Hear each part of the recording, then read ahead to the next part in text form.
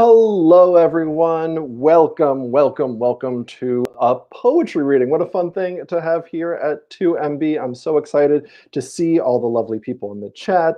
We have such an exciting hour for you. We have 10 absolutely incredible poets from literally all over the globe, and we are so excited to share them, and I'm so excited to unleash them upon you. A couple quick things just to start. I want to say thank you to 2MB for having us. It is, hi Kat, it is so lovely to be hosted here, and I really love what 2MB has been doing, and this is such an amazing home for us. So I want to thank 2MB, Ben Scaria, Matt Fear, Rachel Andelman. I also want to thank Matt Fear for being our tech person and really just being the best. I don't know if you've ever met Matt Fear, but he's the best person ever. So give it some snaps, give it some claps in the chat. And that brings me to, if you feel so inclined during this reading that a poem is moving you in a particular way, feel free to give it a clap, feel free to give it a snap, feel free to give it a lull or a gasp. I like a good gasp with a poem, but do whatever you would like to do. Each poet is going to have around 3 to 5 minutes to share their work. And like I said, there's 10 of them, and they are dear friends and fantastic poets. I think that's it. I'm going to kick things off with a poem I wrote today, and I'm really excited to share this poem with all of you. And so this poem, okay, here we go. That's it. That's all the intro. I need to practice what I preach. No more excusing your poems. This is going to be the best. This poem is called A Bear to His Lover, a Human in a Bear Suit, upon finding out his lover is a human in a bear suit. Are you serious? Really? Are you serious? Well, in all honesty, I'm not surprised. I mean, you think I wouldn't find out. Oh, there's been the little things. You barely touched your raw salmon and blackberries tonight. When you sleep, you don't go dead. You're always stirring, always somewhere else, as if there was somewhere better to be. You won't look me in the eye when we make love, as if you could escape that way. Did this even mean anything to you? The chasing of wolves and foxes, climbing that pine when the hiker got too close to my cubs? Was it all just a game? Let's see how long I can fool someone who loves me. No, you do not get to speak. I might not understand you. What do you think this is, a circus, a charity case, a zoo scouting audition? I am no polar bear. My habitat is fine. Get out of my den. The next time I see you, I hope you have a gun or something more honest than this fake fur and cardboard. Next time I see you, I will snarl and bare my teeth. I will swipe my paws against your chest. I will not eat you. No, you are not worthy of my stomach.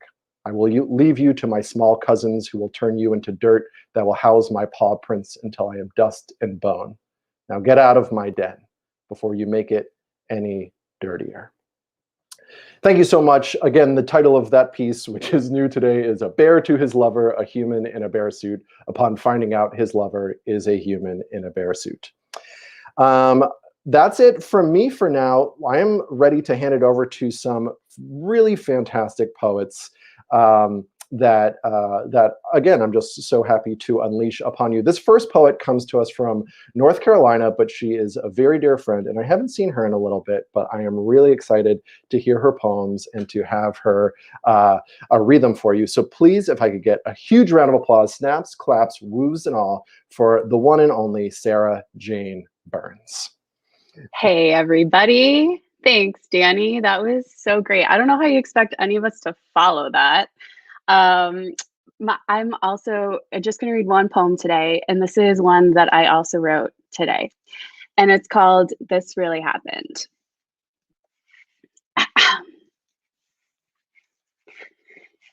In the panic, my hands grabbed for all things small and valuable. After, the chaotic bag of my palm might have held anything, but as the train exhaled an escort to my exit, my eyebrows met an apprehensive curiosity to find that my bounty, fragile and dormant inside of my fist, was a handful of seeds. Suddenly feeling protective of whatever I had salvaged, I began to fear that even one should spill or be stolen. Each time a stranger boarded the train, I noticed my hand primally curling around my spoils so tightly that stepping off of the platform, I was shocked to count only 3 seeds remaining. Variegated, silent and small. I suddenly resented them. 3 seeds somehow felt worse than nothing at all. I slipped them into my pocket and wished I had more. My hopes crept up when I found a patch of soil, an unassuming mess of dirt whispering promises, and eager to rid myself of the burden of the seeds, I began to dig, until my spade struck the stalk of a seedling sprouting upward. And suspecting that competing roots might kill the growth of both, I carried on. Sometime later, I noticed a grove so lush and pristine, I made excuses to be there, and of course, my mind wandered to the potential of the seeds. Though the leaves of what had grown there in the grove tinged yellow at the edges, and something like the echo of the train calling to me that I was not the gardener of this plot, I carried on. I forgot about the seeds in my pocket. I walked, and sometimes I ran, and my hands held all manners of new things. On the day I noticed I had been quite still for some time, I peeked into the folds, and it did not shock me to find that each of the seeds had germinated. A 3-legged tangle of roots anchoring at my ankle, vines snaking over my hip and curled into the nerves of my spine, a marigold blooming where a crown would be. And now, every time a lover marvels, or a stranger boards a train and senses something unusual might sprout, the leaf in the crook of my collarbone falls and begins to take place, any place it might land. Thanks. Thank you so much, Sarah. Oh, it was great. I haven't seen Sarah in a while, and that was not just a great reaffirmation of how amazing Sarah Burns is, but also a great affirmation of her work. So thank you so much. All the claps, all the snaps for Sarah. I like to do this for giving Sarah a round of applause, but thank you so much for sharing that. Also, seeds forever. Any poem about seeds I'm going to love from this day until my last day. We're going to keep moving right along. This next poet took a workshop with me a little bit ago, but has been writing for some time, and I'm really excited for you to hear her work now. So let's please give a huge round of applause to the one and only Emily Goldstein. Yay!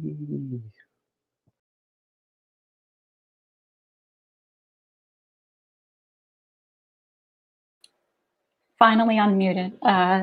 Round of applause for Sarah, and thank you so much for having me. My poem is called False Idols. I am your leader. I'm not hiding in the bleachers. You'll always find me on stage as one of the speakers, behind a wall of scripture used as my shield. I am a charismatic speaker. Words are my tools. Flashing smiles, garnering sympathy, empathy. It's a charade. I am empty. But I just can't help myself. At least that's what I tell myself. There is the one true God who sees the real me. The monster, the liar, the manipulator, master of the fire, taker of virtue, destroyer of lives. I'll lead you right off a cliff if you're not careful. Just watch my left hand as I deceive you with my right. Time's running out for me now. Death draws near. Some are calling to pardon my legacy. Others are waiting to rake my plot and say into the ground for me. In this life, injustice. In the grave, just us. Thank you. Yeah, huge round of applause for Emily Goldstein sharing that poem. Again, this reading is all about reflection, regeneration, and renewal, and that seemed like a big reflection poem. So Emily, thank you so much for it. It's definitely got me thinking about my own relationship with a lot of those things, and I was really happy to hear it, and it's great to see kind of the evolution of that poem. So again, all the claps, all the snaps in the chat for that poem and for Emily Goldstein, and I can't wait to see what you write next more than anything else. We're going to keep this thing chugging right along. This next poet is a dear friend of mine who lives in Chicago and a fantastic writer. And I'm lucky enough to work with him on Tuesday nights. And we have a writing group. And I've seen his work before. And I am just so happy that he decided to do this because I think his poetry is really fantastic. And for him to share it with all of you also makes me really happy. So please give it up for the one, the only, the beautiful Nathan Massarang. Yay. Hi, you're beautiful, Danny. I'm gonna read some poems that I wrote about sports. I don't know how sports work, but I hope by the end of this reading I do. NASCAR. Dad falls off the ladder at the orchard. Dad falls like a trust exercise yet to be discovered. He just seems to let go, the ladder standing firm, and Dad leaning back just enough. I laugh because at this point, this is something I've seen dads do, and it's kind of funny. I'm too scared to move around the tracks. There's one in Michigan, I swear. Sometimes I drive past it when I'm going in and out of town. Stadiums do not put railings in their aisleways, so when you move in your seat, you have to be at like the center of gravity, like you're a dog, preferably a dachshund. When is the right time for racing cars? Sometimes Dad would watch them in the basement. I don't know what the season was at the time. I feel bad for laughing at my dad when he fell. It is many years later, and my father now has 5 tubes in his heart. When we drive around the track, I feel like I'm getting smaller. I feel like I'm at the mall with those giant funnels for change, and you drop a coin in, and you spin around and around and around and around. Where does all that money go? Figure skate. I put on rusty skates in a dark room and hobbled out onto the ice where my sister cross-checks me to the ground. This isn't like what you see in cartoons. I made a figure 8 with such grace once, and now my mouth is slowly filling with blood. Please help me find the missing part of my mouth that I lost to the ice. Please fill the crevice of scar tissue inside my right cheek. I wonder how fast it takes for people to change an ice rink into a basketball court. A lot of people cry when they don't get their way, and right now I want my mouth to be the way it once was, semi-clean and going about the ice.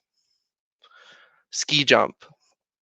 Sometimes people will tell you that when you're too hot, imagine something cold and you'll feel comforted. But I've been through too many different winter days, too many uncontrolled rooms, too many heights that I've let myself imagine that far. 2 months have elapsed since it snowed for the first time in my life. Once I stood on a hill and that was nice. If you're on a hill, what do?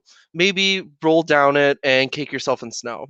That's something you could imagine. Wow, I just helped you out when you're hot.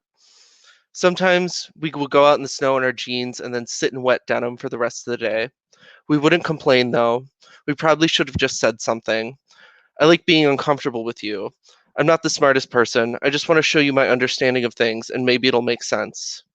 One day you too will feel on top of a mountain, but you're probably just eating a York peppermint patty, you dumb shit. And I'll lay face down in the snow until it is water in and around me. Super G. I can feel slight inclines and declines better than the average person. On the train, we move from L to subway and back to L again, and I know when the tracks change. My ears adjust and my bag and body sway slightly, and that is when I know that I've been elevated. I want to take the yellow line train with you because it seems pointless, and there's a pointlessness to everything I see in other people. I don't think it goes up and down, but it's only 2 stops. 3 if you count the station that it shares 2 other lines with. I will work and say, tonight is the night I will ride the yellow line, but I don't do it because I want it to do it with others and not be alone. I haven't told anyone about my ski injury because I don't think it happened. I made the jump and not the landing, and my ankle has never been the same. It hurts, and there are pins and scar tissue. I was going to be famous at one point for knowing when to go up and down hills. When life goes downhill, break a bone and tell that story to as many people as possible. Then you can be famous and ride public transit with me. Drag race. I should mention my father once more. He is my friend, and I think he should know that I race buses on the weekends. It's true. He took me to Milan, Michigan, and I was young and I didn't understand the process of 2 cars moving quickly for several hundred yards. But now I do. I'm constantly being challenged, and I am well. I can hit a pothole with a bus doing 75 miles an hour, and I don't even flinch with the rest of the passengers. Thank you so much. Oh, thank you so much, Nathan. It was great having you. Big round of applause, all the snaps for Nathan Massarang. Again, a fantastic writer. That York peppermint patty line always gets me. If you're out there watching this and you're like, oh man, these poets are fantastic, which they are, how do I do it? What a great question. We actually teach a poetry class at 3weeks.courses, but also there are free workshops from time to time, and also a lot of these poets I'm sure you could reach out to and would love to hear from you and may like to write with you at some point or another. Writing is as lonely as we make it, especially in this time of pandemic. And so I really encourage you all, if poetry is a thing that you've been toying with or something that you've wanted to do for a while, we would love to have you and we'd love to hear from you at a certain point. Okay, we're going to keep chugging right along. Our fourth poet up, she is more recent to poetry as a craft, but she, I think a fire has been lit in her, and she has been writing kind of nonstop.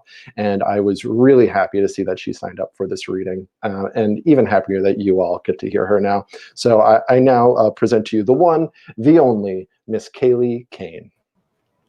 Hi, hello. Hi, thanks for having me. Danny made me be here, and I am nervous but excited.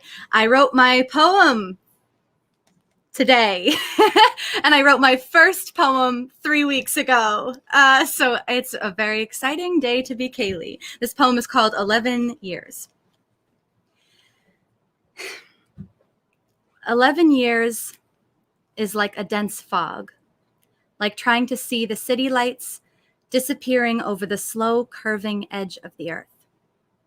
Like how only the vowels come through in an echo, soft sounds from the round mouth of a cave, and hard letters are lost. But I saved just one, and I hid it from me for 11 years. The handwriting sliced like my lip on the can that I shouldn't have even been holding. And it made me wonder how far out I can reach my arms, or how far I can lean over a precipice. But I know not to hover my hand over a stove when the gas has been shut off. And standing next to you just makes 11 years seem longer. Thank you. Thank you for having me. Yes. Oh, Kayla Kane, thank you so much for reading. You did it. You did it. You read the poem. Oh, that was fantastic. Every time somebody reads a poem for the first time, especially in front of other people, the world gets a little bit better. So again, all the snaps, all the claps for Kayla Kane. And Kaylee, thank you so much for being here and for sharing your poetry with all of us. I think we're all a little better for it. As Gwen said in the chat, we actually have a couple workshops coming up this week. Gwen Coburn, who is an incredible writer in her own right and performer, is teaching a workshop on the satirization of the concept of love, and that's this Thursday. And this coming Sunday, we actually have a free workshop on understanding Supreme Court decisions, and especially the decisions that will be in front of the Supreme Court for February. So if you're interested in either of those things, 3weeks.courses, you can register for either one, and they are free as free can be. Okay, enough of the plugs. We're going to keep on going. This next poet is someone I've known for quite some time. I knew her as a student in college, and I've known her since. And she is a playwright and a poet, and she is currently compiling a group of poems about moving in the Boston area called September 1st. And I am so excited that now I don't just get the privilege of laughing and being with her poems, but now all of you do as well.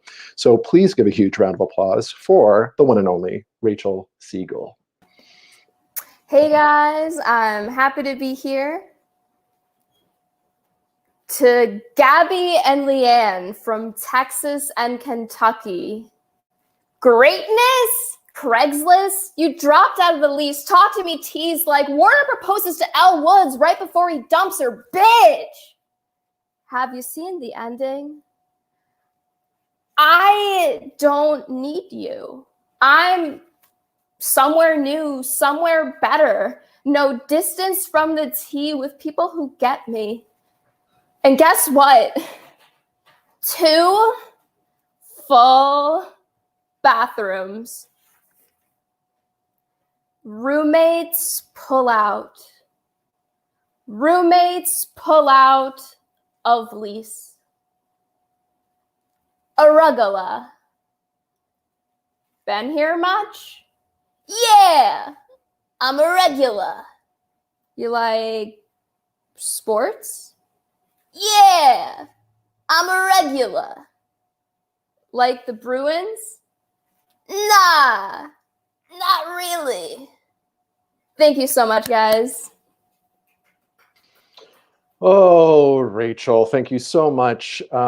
Just really showing me arugula in a way I've never seen it before in all of us. And also your delivery, as always. The 2 full bathrooms line too kills me pretty much every time, and is both a threat and a brag. And I love it, as all of us who have lived in the Massachusetts area can certainly attest to. So all the rounds of applause, all the snaps for Rachel.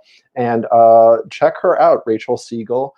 Raechel, last name Segal, and hopefully Rachel will share her chapbook with us when it is done. But I'm really excited for you all to check that out. Next up to this microphone, quote unquote, we have someone who I was lucky enough to teach in a 3 weeks playful poetry course, but who has been writing for some time, and who is definitely a crafter of words, and who I feel very fortunate having seen some of the work and now getting to see even more of it, which I'm really excited for. So please give a huge welcome and a huge round of applause to Lana Folsom. That's so nice, Danny. That makes me feel so fuzzy. I'm going to read 2 poems, one new, although not written today. I feel like that's the kind of confidence that I aspire to. And then I'll read an older one that I've never read out loud, that I want to read out loud. The first one is a poem about a painting. And so if people are nerds and want to look up the painting, it's a David Hockney painting called Portrait of an Artist Pool with 2 Figures. And you can just Google it and look at it while I'm reading, and hopefully it will make the poem better and not worse. And here it is. Portrait of an Artist Pool with 2 Figures. And there's the man in the red jacket, the cowbell in a song, peering down, so unfortunately clothed, the flaring stubbed toe in a green California, so bright it's always poisonous.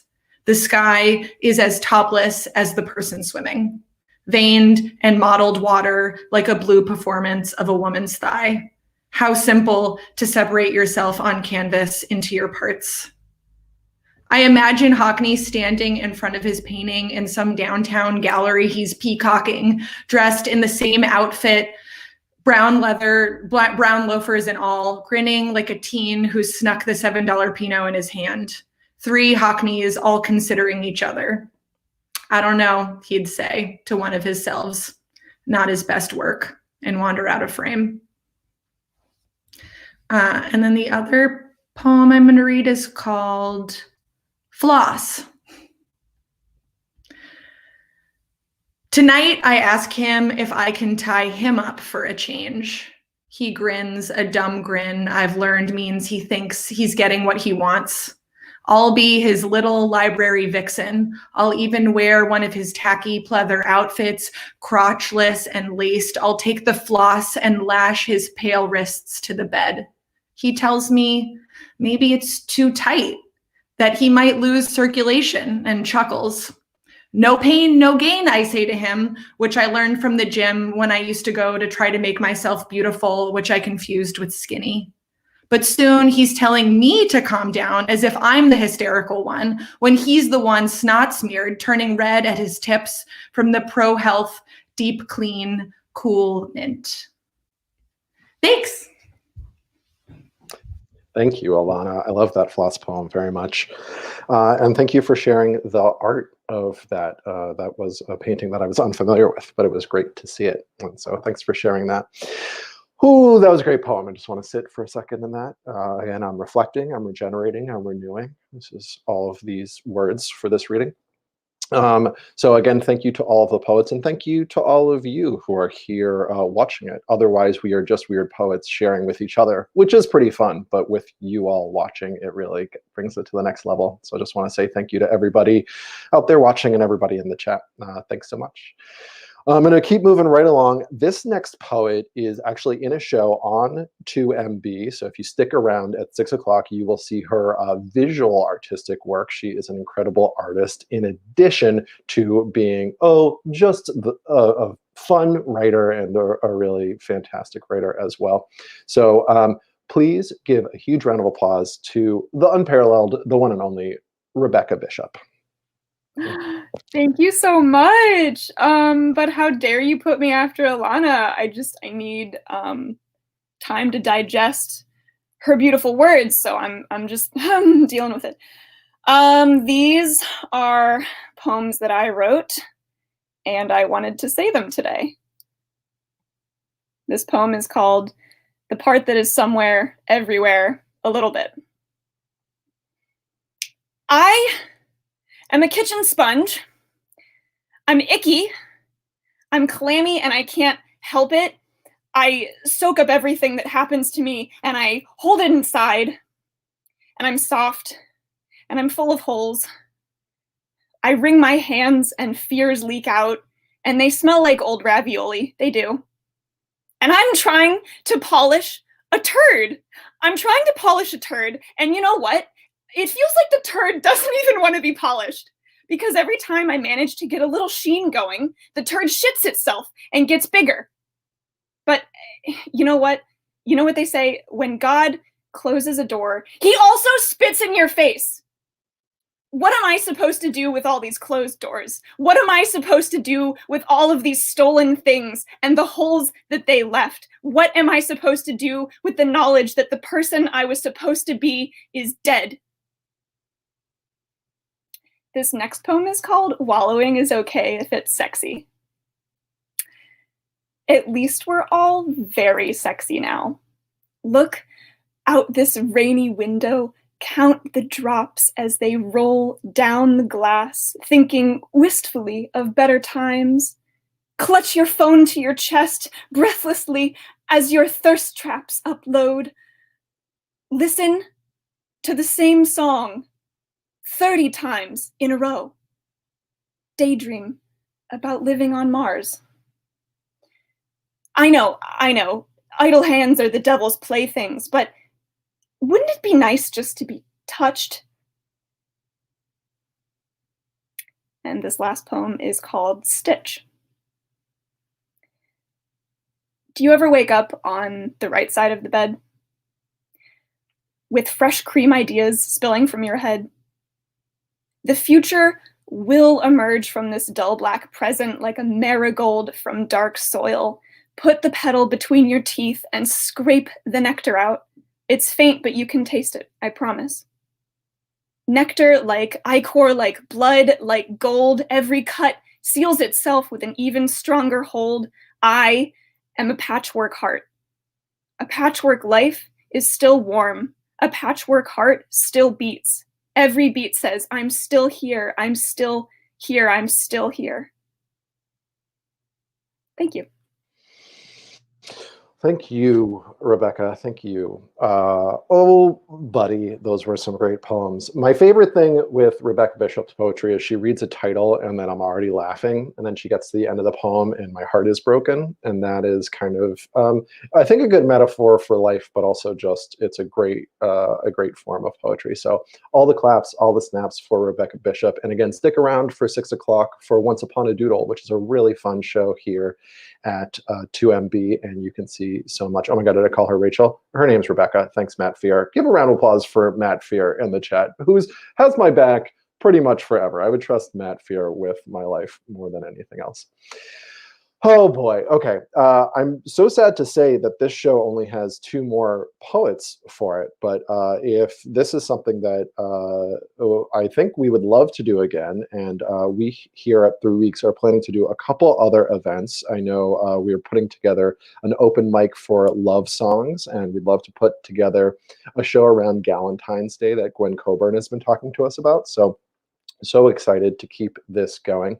But the penultimate poet, our second to last poet, is just at this point a dear friend. I've been fortunate enough to see her poetry since the pandemic started, and to see it grow and to see it evolve and become something just really incredible. And she has put together a collection of poems that I hope she puts out called I See Humans But No Humanity. And it is it's just an incredible piece of work, and I'm so excited that you all are fortunate like me that we get to hear her now. So please give a huge round of applause for Capilani Cassell, please. Oh, thanks, Danny. That was very sweet. Always such kind words from you. I have 3 poems I'm going to read tonight, and they are all from that collection you just mentioned. So this first one is called To All Those Who Broke Me. The friends, the therapists, the police that didn't believe me, to mom and her soothing, piercing, grating voice when I shrink smaller into the corner, to all the coworkers, the Uber drivers, the manicurists,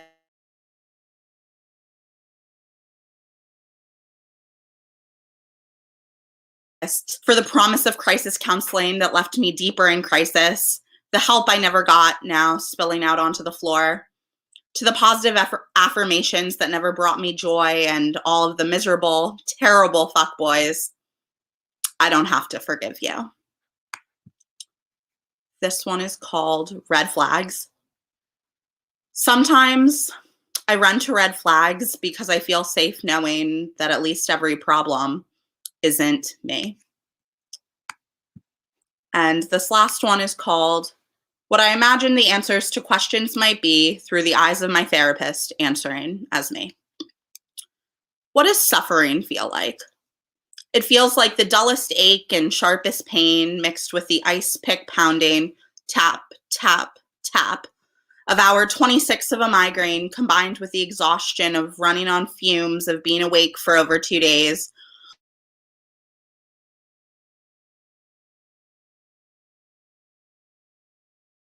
All unfairness look like? It looks like the bully getting rewarded, the cheater getting remarried, the cop keeping his job, the Karen getting her money back, you doing the work, but only for yourself. What does acceptance look like? It's the quiet, calm, relaxing, hidden room in the back of the loud, noisy party where you can take a moment, drown out everything else, and fully acknowledge that just because things could have been different does not mean that they would have been better. What does it mean to be inspired? It's realizing there's a fire in you that burns brightest when you're doing the exact thing that created the spark in the first place. What does love sound like? It's the voice inside of you that's always screaming, "You're a terrible, awful person," becomes merely a whisper, then fades to an unrecognizable silence. Thank you. No, Capilani, thank you. Thank you in every way. Thank you for sharing that. Red Flags poem is short enough to get tattooed, so if anyone is looking for a new tattoo, please hit up Capilani. And it's a great one, not just a great poem, but a great thing to be reminded about. Well, we are very sadly at our final poet for the evening. And this poet, again, very fortunate enough to have had her in class a couple times. She also is putting together a chapbook called Bird Person that is really incredible. And I hope you find it and get to hold it in your hand soon. She's also drawn a cover for it, which is really beautiful. And that's it from me. But now for her, it is time for the one, the only, the incomparable Valentina Camarota. Give her a round of applause. Thanks, Danny. Yeah, I'm excited to read this poem. It's not from Bird Person, but I wrote it today, and I was very inspired by everyone I've taken class with. Everyone's always really funny, and I wanted to write a poem that I hope makes them laugh, and I hope it makes you laugh.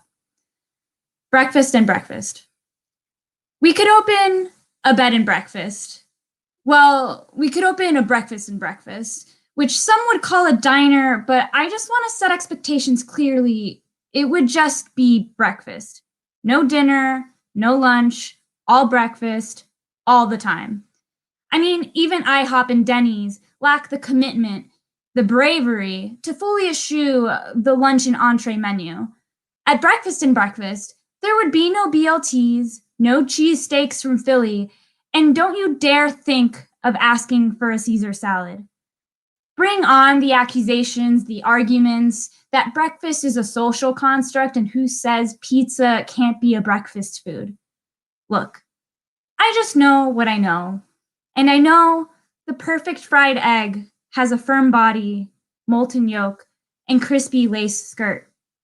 I know any shape of ham, the sausage, the bacon, the Spam, pairs best with maple syrup. And I know the first pancake is secretly the best pancake, which is how I know the first meal is the best meal. So take a seat, take a menu. We'll be right with you. Thank you. Yay! Oh, that's so good. Oh, I love breakfast so much. Big round of applause for Valentina. Well, friends, we are very sadly nearing the end of our time together. Again, I want to give a huge thank you to Matt Fear, who's been on tech. I want to give a thank you to my partner, Greg, who's helped with 3 weeks and who has helped corral the poets, which is no easy feat if you are friends with a poet. I want to thank Rachel Andelman and Ben Scaria of 2MB for letting us do this show. And I want to thank all of you for watching it, and another huge thank you for the poets. We're going to end with a poem by a really fantastic poet named Ada Limon, who is just incredible. If you don't know her, Ada, A-D-A, Limon, L-I-M-O-N. And this is a poem that I think really sums up for me reflection, regeneration, and renewal. And it's one that I read to myself a lot. And it's called It Begins with the Trees by Ada Limon. 2 full cypress trees in the clearing intertwine in a way that almost makes them seem like one, until at a certain angle from the blue blow-up pool I bought this summer to save my life, I see it as not 1 tree, but 2, and they are kissing. They are kissing so tenderly it feels rude to watch. One hand on the other's shoulder, another in the other's branches, like hair. When did kissing become so dangerous? Or was it always so? That illicit kiss in the bathroom of the Four-Faced Liar, a bar named after a clock. What was her name? Or the first one with you on the corner of Metropolitan Avenue before you came home with me forever. I watch those green trees now and it feels libidinous. I want them to go on kissing without fear. I want to watch them and not feel so abandoned by hands. Come home. Everything is begging you. Again, that is It Begins with the Trees by Ada Limon, and I think is a really good cap for tonight. So again, thank you to all of the poets. Thank you to 2MB. If you are out there and you're like, I want to write a poem, please write a poem. Also, we give classes not just in poetry writing, but in a huge variety of things, from personal finance to satire and everything in between. And again, we have those 2 free workshops this week, one on Thursday and one on Sunday. Again, you can find out about everything at 3weeks.courses. And please stick around for Once Upon a Doodle, which is a really fun show at 6 o'clock. Take care of yourselves, take care of each other, and I hope to see you next time. But good night, everybody.